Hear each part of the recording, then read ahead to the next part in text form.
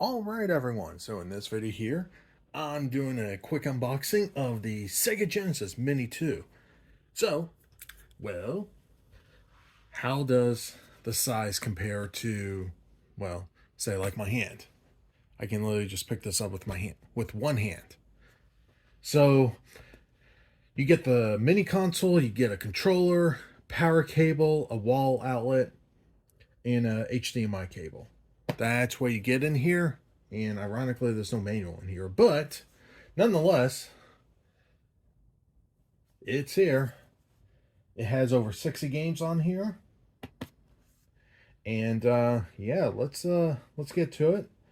But obviously there are some Sega Genesis games in here, and of course some Sega CD games on this thing. That's actually pretty cool. It would have been actually really cool if they had some 32X games on this thing. But they don't. But let's go ahead and unbox this. And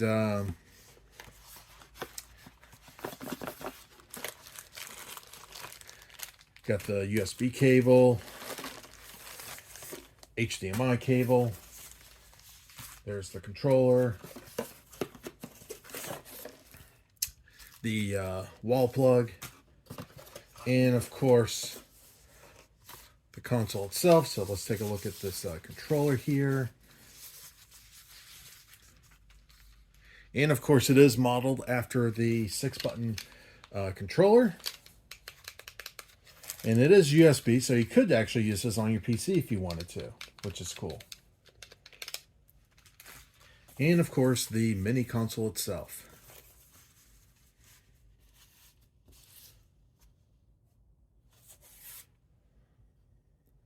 There it is. That's actually kind of cool.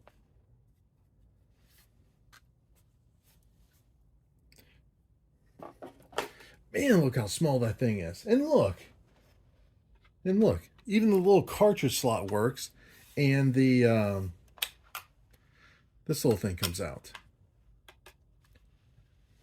That's kind of cool. Now, there are some differences with this when it comes to mimicking the original. One of the things is that because the motherboard design itself is based off of the Japanese version, they don't have the LED lights on the power here. So when you turn it on, there is a little red indicator in the switch, but there's no light. So one of the things you have to keep in mind with this is that this is more of it is a limited release, but in terms of the budget that was allocated to produce this thing, to develop it, was a very, very small budget. There were things that they wanted to do, but because of budget constraints, Sega couldn't pay up for. So there were games that they wanted on this thing, but because they knew this was going to be a much smaller run, it just financially didn't make sense.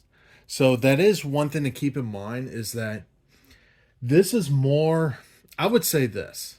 If you're a fan of these mini consoles and you just have to have them, go ahead and try to get one before they're sold out.